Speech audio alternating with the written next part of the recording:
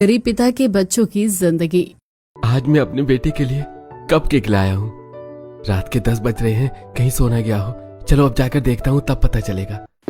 केशव अभी ऑफिस से घर लौटा था। जैसे ही घर के अंदर जाता है, देखता है कि उसका बेटा सोफे पर बैठकर आराम से टीवी देखते हुए पिज्जा खा रहा था।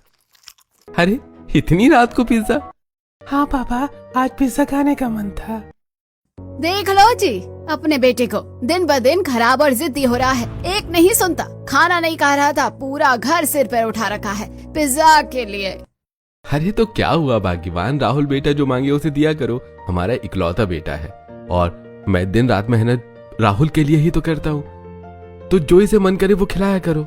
आपके ही लाड प्यार ने इसे बिगाड़ रखा है। अच्छा भाग्यवान, तुम समझाओ इसे, मैं जरा कमरे में जाकर कपड़े बदल लूं। और हाँ राहुल को ज्यादा डांटना मत, बच्चा है अभी। केशव इतना कहकर अपने कमरे की ओर चला जाता है। पीछे हॉल में मीना खड़ी रह जाती है और राहुल अपने पापा की बात सुनकर और भी शरारती हो जाता है। देखा मम्मी, पापा तो मेरी साइड है, आप ही बस मुझे डांटती रहती हो। पापा कहते हैं जो मन करे वो खिलाओ, तो अब कल बर्गर खाऊंगा और परसों पास्ता। राहुल बेटा, हर बात में जिद करना अच्छी बात नहीं होती है। पापा तुम्हें प्यार करते हैं इसलिए कुछ नहीं कहते, लेकिन हर चीज मनमानी से नहीं मिलती है। अरे मम्मी, आप बस लेक्चर देती रहो, मुझे तो पापा से ही बोलना है, वो मेरी हर इच्छा पूरी करते हैं। बेटा, प्यार का मतलब हर जिद पूरी करना नहीं होता। चलो अब पिज्जा खत्म करो और दूध पी लो, फिर सो जाओ, रात बहुत हो गई है। दूध भी पीना पड़ेगा? मुझे नहीं पीना। हाँ पीना पड़ेगा, वरना कल से पिज्जा भी बंद। ठीक है मम्मी, दे दो। मीना अपने बेटे को अपने हाथों से दूध पिलाती है, उसके बाल सहलाती है और फिर उसे उसके कमरे में सुला देती है। राहुल थोड़ी देर में गहरी नींद में सो जाता है। इधर केशव अपने कमरे में जाता है। खिड़की से बाहर झांकते हुए उसकी नजर सामने के छोटे से कच्चे घर पर पड़ती है। वहां हल्की सी लालटेन की रोशनी टिमटिमा रही थी। वो देखता है कि गरीब किसान भुवेश देर रात खेती में पानी लगाकर घर लौटा है। उसके कपड़े मिट्टी से सने हुए हैं, चेहरा थका हुआ है, लेकिन आंखों में अपनापन है। उसके घर के दरवाजे पर उसका बेटा चिराग लालटेन के दिए में बैठकर पढ़ाई कर रहा है। ये लोग भी ना इतनी गरीबी में भी क्या ही कर लेंगे जीवन में। मेरा बेटा तो बड़े स्कूल में पढ़ता है, एसी कमरे में सोता है, ये लालटेन की रोशनी में पढ़कर क्या हासिल करेगा। केशव खिड़की बंद कर देता है, लेकिन उसकी सोच में तुलना चलती रहती है। उधर भुवेश धीरे धीरे दरवाजे के पास आता है। वो देखता है कि उसका बेटा अब तक जाग रहा है। बेटा, तू अब तक जाग रहा है? इतनी रात हो गई है, सो क्यों नहीं गया? पापा, आपके आए बिना कैसे सो जाता? अभी आप खेत में काम कर रहे थे, दिन रात मेरे लिए मेहनत करते हो। अरे पगले, मैं तेरे लिए नहीं अपने फर्ज के लिए काम करता हूँ, लेकिन हाँ, तेरी पढ़ाई देखकर सारी थकान उतर जाती है। पापा, मैं खूब पढ़ूंगा, एक दिन बड़ा आदमी बनूंगा, आपको अब खेत में इतना काम नहीं करना पड़ेगा। ऐसा नहीं है बेटा, मैं तो बस यही चाहता हूँ कि तू बड़ा होकर किसान न बने, एक अच्छा इंसान बने। मेहनत से कभी मत डरना, लेकिन अपनी पहचान खुद बनाना। पापा, मैं आपको कभी निराश नहीं करूंगा। मुझे पता है। चल अब किताब बंद कर दे, पहले खाना खा लेते हैं। सुजाता अंदर से रोटी और सब्जी लेकर आती है, साधारण सा खाना, लेकिन उसमें माँ का स्नेह भरा हुआ है। पहले हाथ मुंह धो लो दोनों, फिर साथ में खाना खाते हैं। भुवेश और चिराग साथ बैठकर जमीन पर चटाई बिछाकर खाना खाने लगते हैं। बेटा, पढ़ाई में कोई दिक्कत तो नहीं है? किताबें पूरी हैं? पापा, गणित की नई किताब लेनी है, लेकिन आप चिंता मत करना, मैं पुरानी से ही काम चला लूंगा। नहीं बेटा, तेरी पढ़ाई में कमी नहीं आने दूंगा, चाहे मुझे और मेहनत क्यों न करनी पड़े। पापा, आप बहुत काम करते हो, मुझे आपकी फिक्र रहती है। अरे, मुझे तेरे भविष्य की चिंता रहती है बेटा, यही सोचकर दिन रात मेहनत करता हूँ। खाना खत्म करके दोनों बाप बेटा एक ही कमरे में बिछे पुराने से बिस्तर पर लेट जाते हैं। भुवेश देर तक छत को देखता रहता है। हे भगवान, मेरे बेटे का भविष्य सुरक्षित करना, उसे वो सब देना जो मैं नहीं पा सका। दूसरी ओर केशव अपने एसी कमरे में आरामदायक बिस्तर पर लेटा हुआ है। मैंने इतना कमा लिया है कि राहुल को कुछ करने की जरूरत ही नहीं है, बस मेरा बिजनेस संभाल लेगा। गरीब लोग क्या कर लेंगे, उनका बेटा चाहे जितना पढ़ ले, आखिर रहेगा तो वहीं का वहीं। समय अपनी रफ्तार से चलता रहता है। दोनों घरों में सपने हैं, लेकिन हालात अलग हैं। एक तरफ भविष्य को हर दिन अपने बेटे के भविष्य की चिंता सताती है। उसे डर रहता है कि कहीं पैसे की कमी चिराग के सपनों के रास्ते में दीवार न बन जाए। दूसरी तरफ केशव निश्चिंत है। उसे लगता है कि पैसा ही सबसे बड़ी ताकत है और उसका बेटा जीवन में बहुत आगे जाएगा। मेरा बेटा तो बड़े कॉलेज में पढ़ेगा, बिजनेस संभालेगा, उसे किसी चीज की कमी नहीं होगी। पता नहीं आगे क्या होगा, लेकिन जब तक सांस है बेटे की पढ़ाई नहीं रुकने दूंगा। रात गहरी हो जाती है, दोनों घरों की लाइटें बुझ जाती हैं। एक घर में आराम और आत्मविश्वास की नींद है तो दूसरे घर में संघर्ष और चिंता के साथ उम्मीद की नींद। एक पिता को भरोसा है कि उसका कमाया हुआ धन उसके बेटे का भविष्य तय करेगा, दूसरे पिता को विश्वास है कि उसका बेटा अपनी मेहनत से अपना भाग्य खुद लिखेगा। मेरा बेटा जीवन में बहुत आगे जाएगा, मेरा बेटा अच्छा इंसान बने, बस यही मेरी जीत होगी। दोनों पिता अपने अपने सपनों के साथ सो जाते हैं। समय धीरे धीरे आगे बढ़ रहा था। दोनों घरों की दिनचर्या लगभग एक जैसी थी, लेकिन सोच और संस्कारों में जमीन आसमान का फर्क था। एक तरफ सुविधा और लापरवाही थी तो दूसरी तरफ संघर्ष और संकल्प। एक रात की बात है, घड़ी में 11:30 बज रहे थे। घर के सभी कमरे शांत थे, लेकिन राहुल के कमरे में हल्की हल्की रोशनी और मोबाइल की स्क्रीन की चमक बाहर आ रही थी। हाँ टीना, अरे तुम सोई नहीं अभी तक? मैंने कहा था ना आज मम्मी पापा जल्दी सो जाएंगे, तब आराम से बात कर सकते हैं। अरे तुम्हें पता है ना, पापा मुझे कभी कुछ नहीं कहते, जो मांगो मिल जाता है। तुम बस इस टेंशन मत लिया करो। राहुल बिस्तर पर लेटा हुआ, कानों में ईयरफोन लगाई, चेहरे पर बेफिक्री और आंखों में नींद का नाम नहीं। उसके लिए रात पढ़ाई की नहीं बल्कि फोन, चैटिंग और गेम्स की थी। उसी समय केशव ऑफिस से लौट रहा था। आज काम थोड़ा ज्यादा था इसलिए देर हो गई थी। जैसे वो गाड़ी से उतरकर घर की ओर बढ़ा, उसकी नजर फिर से सामने वाले छोटे से घर पर पड़ी। वहां वही लालटेन की धीमी रोशनी जल रही थी। दरवाजे के पास चिराग बैठा था, किताबें खुली हुई थी और वो ध्यान लगाकर पढ़ रहा था। ये लड़का भी ना हर रात यही दृश्य, न जाने क्या हासिल कर लेगा इस मेहनत से। जिंदगी सिर्फ पढ़ाई से नहीं चलती, पैसा भी चाहिए।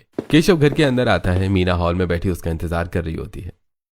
कहाँ है मेरा बेटा, क्या कर रहा है इस वक्त?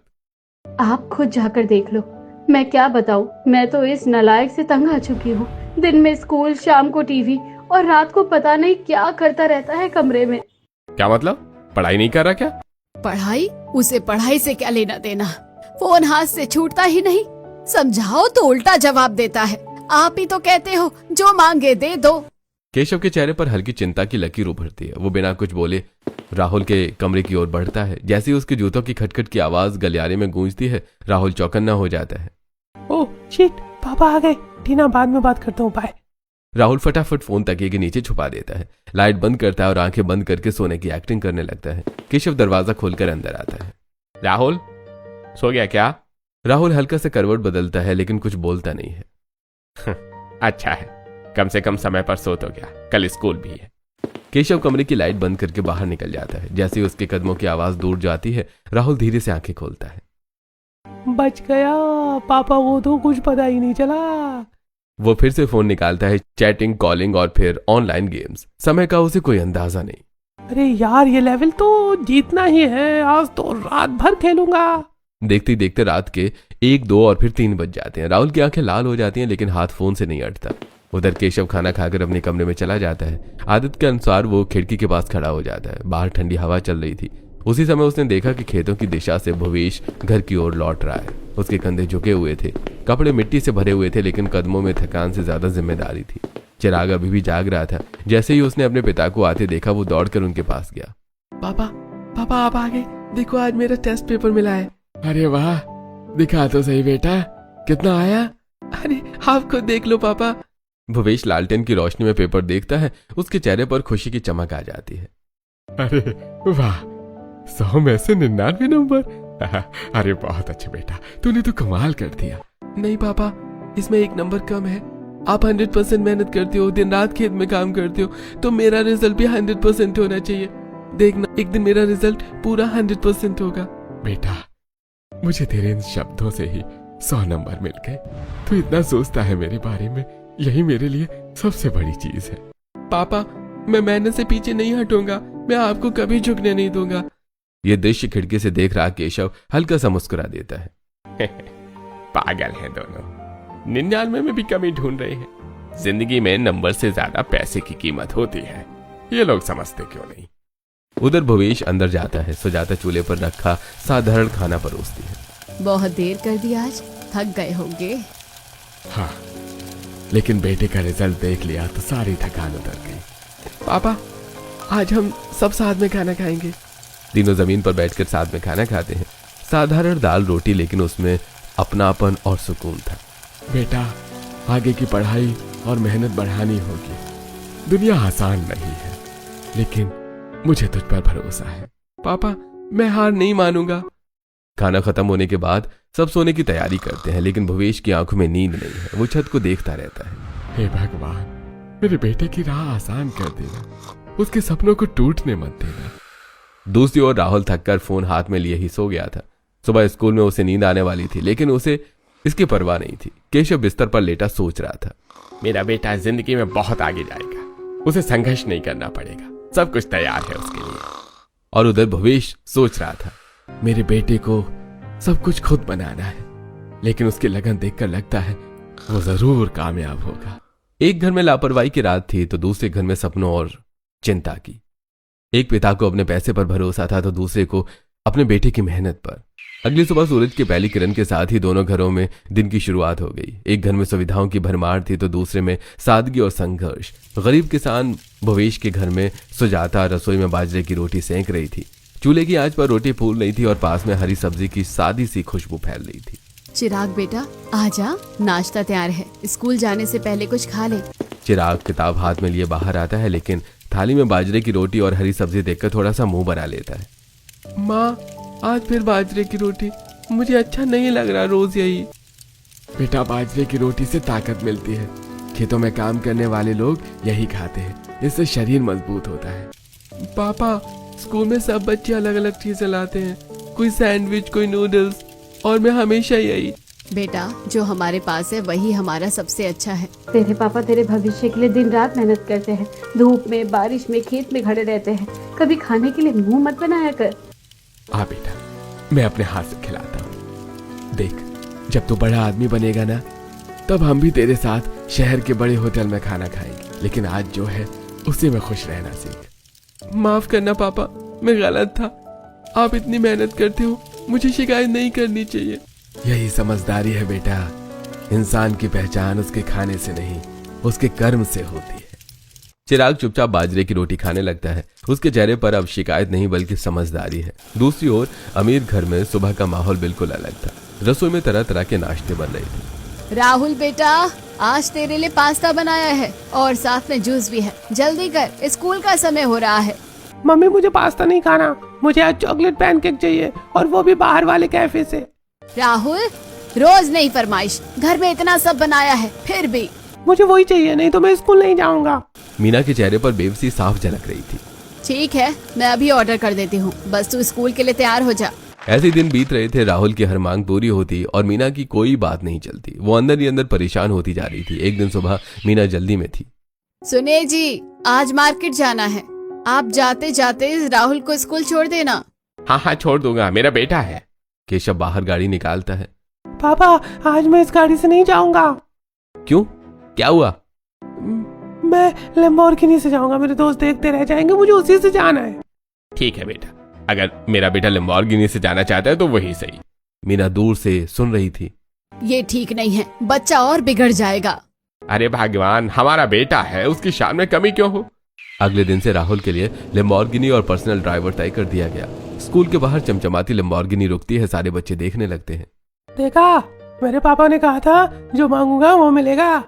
उसी समय चिराग अपने पिता के साथ साइकिल से स्कूल पहुंचता है। बेटा ध्यान से पढ़ाई करना, मेहनत से पीछे मत हटना। जी पापा। तभी राहुल पास आता है। ओए चिराग, साइकिल से आता है, देख मेरी लैम्बोर्गिनी, मेरे पास पर्सनल ड्राइवर भी है। अच्छी बात है, तुम्हारे पापा मेहनत करते हैं। मेहनत? अरे मेरे पापा तो बिजनेसमैन है, उन्हें खेतों में पसीना नहीं बहाना पड़ता। भवेश ये सब सुन लेता है। उसके चेहरे पर हल्की चोट लगती है, लेकिन वो कुछ नहीं कहता। बेटा कभी किसी की बात से अपने मन को छोटा मत करना, असली दौलत मेहनत और संस्कार है। उधर केशव भी गाड़ी से उतरकर भवेश को देखता है। भवेश बेटा बड़ा होशियार लगता है, लेकिन साइकिल से स्कूल, जमाना बदल गया है। साहब हमारे पास साइकिल ही है, लेकिन मेरे बेटे के सपनों की रफ्तार बहुत तेज है। सपनों से कुछ नहीं होता, पैसे चाहिए पैसे। ये सुनकर चिराग के मन में हल्की टीस उठती है, लेकिन वो चुप रहता है। दिन बीतते जाते हैं। एक घर में शान और दिखावा बढ़ता है तो दूसरे घर में मेहनत और संस्कार। राहुल स्कूल में अपनी लैम्बोर्गिनी का रौब दिखाता रहता है। मेरे पापा मुझे जो चाहूँ दिलाते हैं, मैं बड़ा होकर उनका बिजनेस संभालूंगा, मुझे पढ़ाई की भी क्या जरूरत है। दूसरी ओर चिराग लाइब्रेरी में बैठा पढ़ाई कर रहा होता है। मुझे पापा का सपना पूरा करना है, मुझे 100% रिजल्ट लाना है। शाम को दोनों के घरों में फिर वही अलग अलग माहौल। भवेश खेत से लौटकर फिर चिंता में डूब जाता है। हे भगवान, मेरे बेटे को कभी किसी के सामने झुकना ना पड़े। और केशव सोचता है, मेरा बेटा तो दुनिया जीतेगा, उसके पास सब कुछ है। लेकिन समय चुपचाप सब देख रहा था। एक पिता अपने पैसे पर भरोसा कर रहा था तो दूसरा अपने बेटे की मेहनत पर। समय बीतता गया। स्कूल में वार्षिक प्रतियोगिता की घोषणा हुई। यह प्रतियोगिता पूरे शहर के स्कूलों के बीच थी, जिसमें पढ़ाई, सामान्य ज्ञान और विज्ञान प्रोजेक्ट का मूल्यांकन होना था। विजेता को इनाम में एक स्मार्ट मोबाइल मिलने वाला था। स्कूल में हलचल थी, हर बच्चा तैयारी में लगा था। चिराग की आंखों में चमक थी, जबकि राहुल के चेहरे पर आत्मविश्वास से ज्यादा लापरवाही थी। बच्चों, यह प्रतियोगिता आसान नहीं है। जो मेहनत करेगा वही जीतेगा। इनाम में मोबाइल दिया जाएगा, लेकिन याद रखो, असली इनाम आपकी मेहनत है। यह सुनते ही चिराग के मन में एक लक्ष्य बन गया। अगर मैं ये मोबाइल जीत जाऊं तो पापा को मेरे लिए पैसे खर्च नहीं करने पड़ेंगे और मैं पढ़ाई भी अच्छे से कर पाऊंगा। उसी समय राहुल अपने दोस्तों के साथ खड़ा था। अरे यार, मोबाइल के लिए इतना टेंशन क्यों लेना? मैं तो पापा से बोल दूंगा, नया मॉडल दिला देंगे। लेकिन जीतने का मजा अलग होता है। अरे मेरे लिए जीत हार क्या, मेरे पास सब कुछ पहले से है। घर आकर चिराग देर तक पढ़ाई करता रहा। लालटेन की जगह अब उसने पुराने बल्ब के नीचे बैठकर नोट्स बनाए। सुजाता उसे चुपचाप देखती रही। बेटा ज्यादा थक मत जाना, आंखों का ध्यान रखना। माँ, बस थोड़ी और मेहनत, इस बार मैं जरूर जीतूंगा। बेटा, मेहनत कभी बेकार नहीं जाती, चाहे जीते या नहीं, मुझे तुझ पर गर्व है। प्रतियोगिता का दिन आ गया। बच्चे परीक्षा दे रहे थे। चिराग का ध्यान पूरी तरह प्रश्नों पर था। राहुल बीच बीच में घड़ी देख रहा था। कुछ दिनों बाद परिणाम घोषित हुआ। इस साल की प्रतियोगिता का विजेता है चिराग भवेश कुमार। पूरे हॉल में तालियां गूंज उठी। चिराग की आंखों में खुशी के आंसू थे। धन्यवाद सर, मैं ये नाम अपने माता पिता को समर्पित करता हूँ। वो मोबाइल लेकर घर पहुंचता है। पापा, माँ, देखो मैं जीत गया। बेटा, तूने तो मेरा सिर गर्व से ऊंचा कर दिया। भगवान तुझे हमेशा खुश रखे, ये तेरी मेहनत का फल है। दूसरी ओर राहुल घर आकर जिद पर अड़ गया। पापा, मुझे iPhone 17 Pro Max चाहिए, अभी चाहिए। अभी तो तेरे पास फोन है, इतनी महंगी चीज की क्या जरूरत? मुझे वही चाहिए, नहीं तो मैं स्कूल नहीं जाऊंगा। ठीक है बेटा, कल ही ले आऊंगा। आप हर बार उसकी जिद मान लेते हैं, बच्चा बिगड़ जाएगा। मेरा बेटा है, उसे सब कुछ मिलेगा। अगले दिन राहुल के हाथ में नया iPhone 17 Pro Max था। वो स्कूल में उसे दिखाता फिर रहा था। देखो, नया मॉडल पापा ने दिलाया है। उसी समय चिराग चुपचाप अपने जीते हुए मोबाइल से पढ़ाई से जुड़ी चीजें देख रहा था। एक दिन केशव और भवेश आमने सामने मिल गए। अरे भवेश, बच्चे को मोबाइल मत इस्तेमाल करने देना, बिगड़ जाएगा। आजकल बच्चे फोन से ही खराब होते हैं। साहब, मोबाइल बिगाड़ता नहीं, इस्तेमाल करने का तरीका बिगाड़ता है। मेरे बेटे को पढ़ाई के लिए जरूरत है तो वो इस्तेमाल करेगा। अरे देख लेना, बाद में पछताओगे। मुझे अपने बेटे पर भरोसा है। चिराग सच में मोबाइल का उपयोग पढ़ाई के लिए करता था। ऑनलाइन लेक्चर, नोट्स और क्विज। उसका समय सार्थक था। पापा ने मुझ पर भरोसा किया है, मुझे उसे टूटने नहीं देना। दूसरी ओर राहुल का आईफोन, गेम्स, सोशल मीडिया और वीडियो में ही व्यस्त था। आज नया गेम डाउनलोड करूंगा और ये नया खिलौना भी चाहिए, पापा से बोल दूंगा। जो भी वो मांगता तुरंत मिल जाता। पैसे, खिलौने, गैजेट, सब कुछ। मीना धीरे धीरे अंदर से टूटने लगी थी। आपने उसे सब कुछ दिया, लेकिन जिम्मेदारी नहीं सिखाई। अरे बच्चे हैं, बड़े होकर संभल जाएंगे। उधर चिराग अपने पिता की हालत समझता था। आप चिंता मत करो, मैं स्कॉलरशिप लाऊंगा, आपकी मेहनत रंग लाएगी। बेटा, बस सच्चाई और मेहनत का साथ मत छोड़ना। समय दोनों घरों में अलग अलग दिशा में बह रहा था। समय की रफ्तार किसी के लिए नहीं रुकती। धीरे धीरे दोनों बच्चे बड़े होने लगे। चेहरे पर मासूमियत कम हो रही थी और जिंदगी के रास्ते अलग अलग दिशा में मुड़ने लगे थे। राहुल अब किशोरावस्था से निकलकर जवान होने की दहलीज पर था। उसके दोस्त बदल गए थे। स्कूल के बाद देर रात तक बाहर रहना, पार्टी करना, नई नई जगह घूमना, ये सब उसकी दिनचर्या बन गया था। यार, आज भी रात को मिलते हैं। घर पर बोल दूंगा ग्रुप स्टडी है। पापा तो मुझ पर आंख बंद करके भरोसा करते हैं। अरे तू तो बड़ा खिलाड़ी है, तेरे पापा को कुछ पता ही नहीं चलता। उन्हें पता चलेगा भी कैसे, जो कहता हूँ मान लेते हैं। रात के 12, 1, 2 बज जाते हैं। राहुल देर रात घर लौटता है। राहुल, इतनी देर फोन भी नहीं उठाया, कहाँ था तू? अरे मम्मी, कितनी बार बताया, ग्रुप स्टडी थी, एग्जाम आने वाले हैं। आप ही चाहती हो ना कि मैं टॉप करूं? बेटा, ग्रुप स्टडी ठीक है, लेकिन रोज रोज इतनी देर? आपको मुझ पर भरोसा नहीं है क्या? तभी केशव बाहर आता है।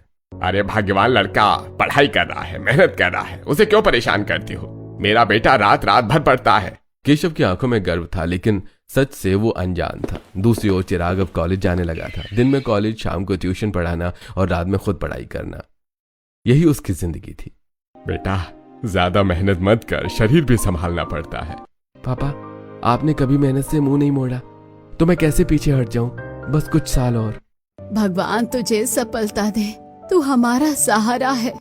पड़ोस की सुषमा, कांति, माधवी और रागिनी अक्सर दोनों घरों की बातें आपस में करती थी। देखो तो केशव का लड़का रोज देर रात आता है, कुछ तो गड़बड़ है। हाँ, मैंने भी कई बार देखा है, गाड़ी में दोस्तों के साथ हंसते गाते। और उधर चिराग सुबह सुबह भी किताब लेकर बैठा रहता है। फर्क तो साफ दिखता है, लेकिन केशव जी को कौन समझाए। एक दिन मोहल्ले में बातचीत के दौरान केशव फिर से भवेश को ताना मार देता है।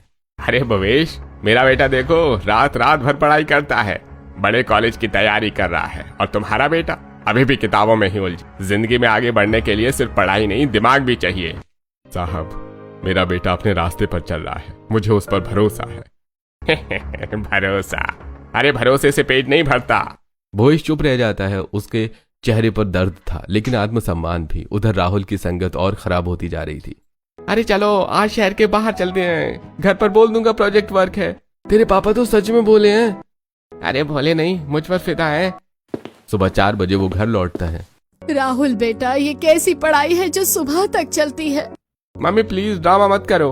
अरे भगवान, बड़े लक्ष्य पाने के लिए मेहनत करनी पड़ती है। मेरा बेटा कुछ बड़ा करेगा।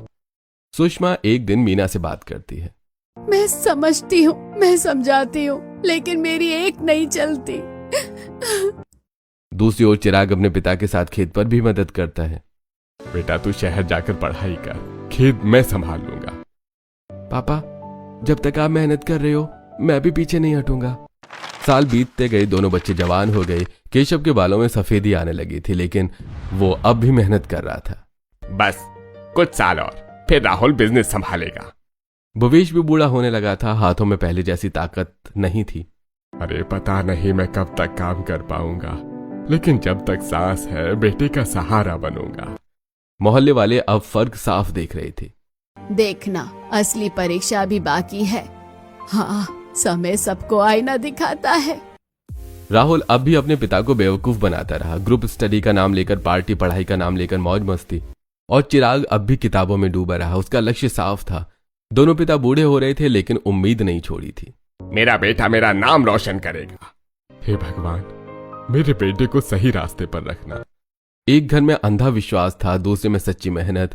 समय के साथ कई साल और बीत गए। दोनों घरों के बच्चे अब पूरी तरह से जवान हो चुके थे। जिम्मेदारियों का समय आ चुका था। सपनों की परीक्षा अब असल जिंदगी में होने वाली थी। एक सुबह केशव ने घर में एक बड़ी घोषणा की। सुनो मीना, मैंने फैसला कर लिया है कि राहुल को लंदन भेज रहा हूँ। वहाँ बिजनेस मैनेजमेंट पढ़ेगा, विदेश की डिग्री होगी तो कंपनी और भी ऊंचाइयों पर जाएगी।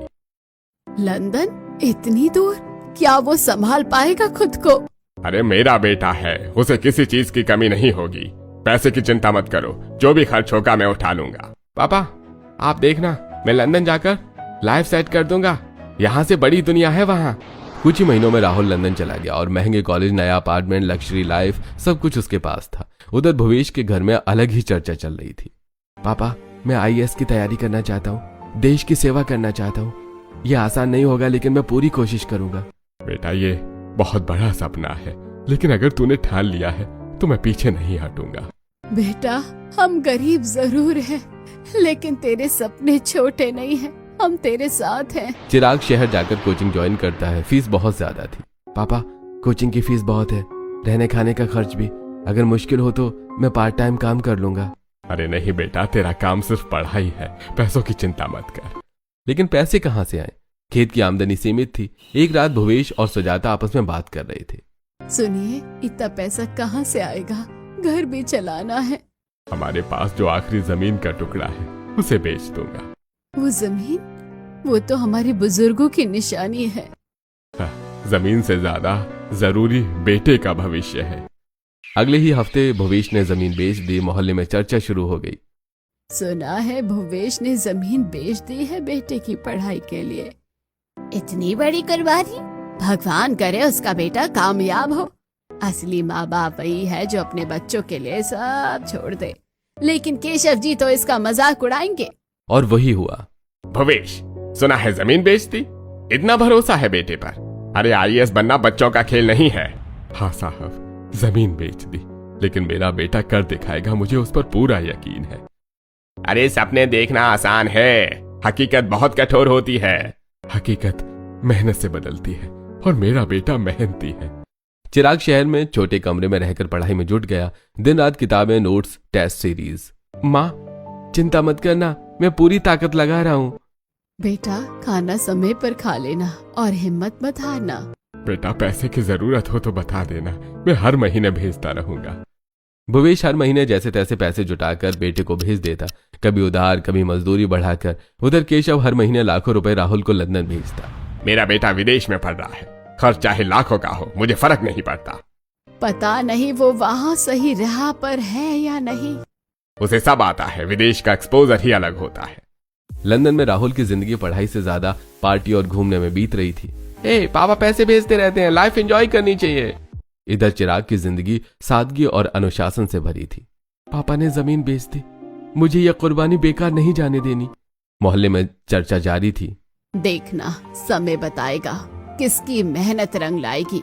पैसा सब कुछ नहीं होता, लेकिन केशव जी को अभी भी भरोसा है कि उनका बेटा सबसे आगे है। साल गुजरते गए, दोनों पिता बूढ़े होते जा रहे थे, लेकिन उम्मीदें जवान थी। भगवान मेरे बेटे को सफलता देना। मेरा बेटा लंदन से लौटेगा तो बिजनेस नई ऊंचाइयों पर होगा। एक तरफ जमीन बेचकर सपना जिंदा रखा गया था, दूसरी तरफ पैसे की ताकत पर भरोसा किया गया था।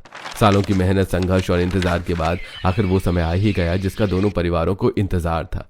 चिराग ने कई सालों तक दिन रात पढ़ाई की, असफलता भी मिली, लेकिन उसने हार नहीं मानी। आखिरकार उसने आईएएस की मुख्य परीक्षा दी। पापा इस बार पेपर बहुत अच्छा गया है, मुझे लग रहा है मेहनत रंग लाएगी। बेटा तूने मेहनत में कमी नहीं छोड़ी, परिणाम भगवान पर छोड़ दे। हे भगवान मेरे बेटे की लाज रखना। कुछ महीनों बाद परिणाम आया। पापा मेरा चयन हो गया, मैं आईएएस बन गया। बेटा तूने कर दिखाया, मेरी जमीन बेकार नहीं गई। आज हमारी मेहनत सफल हो गई। पूरे मोहल्ले में खुशी की लहर दौड़ गई। सुषमा, कांति, माधवी और रागिनी सब बधाई देने आए। देखो मेहनत और संस्कार का फल मिल गया। भुवेश आज तू सच में जीत गया। उधर दूसरी ओर राहुल लंदन से लौटकर अपने पिता का बिजनेस संभालने लगा था। अब मेरा बेटा कंपनी चलाएगा, मैंने जो साम्राज्य बनाया है वो उसे और ऊंचा ले जाएगा। पापा आप चिंता मत करो, सब संभाल लूंगा मैं। लेकिन राहुल का ध्यान बिजनेस से ज्यादा पार्टियों, दोस्तों और दिखावे में रहता था। राहुल ऑफिस पर ध्यान दो, कर्मचारियों की शिकायतें आ रही हैं।